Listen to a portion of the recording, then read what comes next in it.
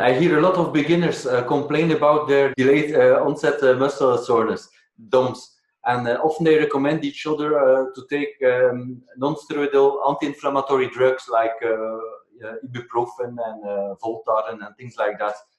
What are your thoughts on that?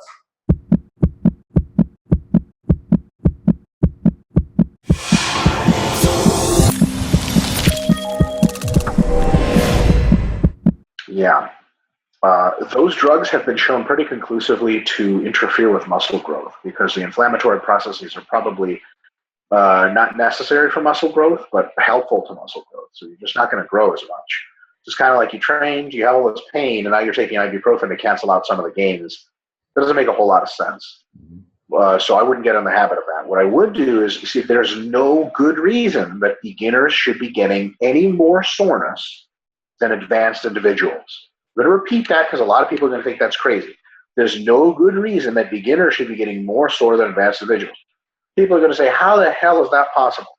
Because it's all about misestimating and mismatching dosing to training level of development. For example, you say, okay, what's a good program for a beginner? Say, or what's a good program for an advanced lifter? Say 3x10 squats, 3x10 leg press, 3x10 leg extension for quads. Fine program. It's not the best. It's fine.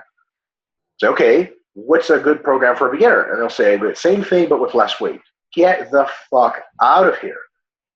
3 sets of anything remotely close to failure, if you're unaccustomed to training, is going to nuke you. It's going to give you so much muscle damage. You'll spend most of your resources recovering, if not all, from muscle damage and barely grow at all. As a matter of fact, there's very good reason to believe that one of the reasons that beginners don't grow as quickly as advanced people in the very first month or two of training is because they just get this, most exercise science program designs in research are like just 3x10, like 3x10 in week 1, 3x10 in week 8.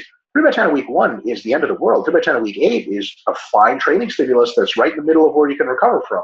So what I would say is if it's your first time lifting, you come in and you literally only practice technique with barely any weights. And you stay like 10 reps shy of failure. Because you're not used to moving like that, you're going to get a little bit sore from like barely nothing. And you're like, holy shit. And you're going to say, well, there's no way that caused muscle growth. Fuck yeah, it did. Cardio causes muscle growth in the first 2 months of training. Once you are just a little bit sore from training, whenever you heal, you come back and you maybe do just a few more sets, like 1 or 2 more sets on everything, and keep practicing the technique with almost no weight. You'll get, again, just a little bit sore. And then slowly you start putting on weight on the bar, and then you just keep being that little bit sore.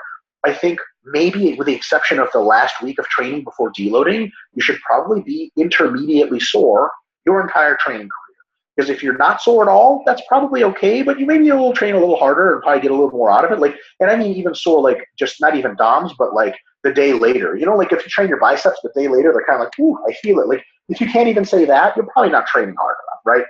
But if you are crazy sore all the time, you're just taking resources away from growth into recovery.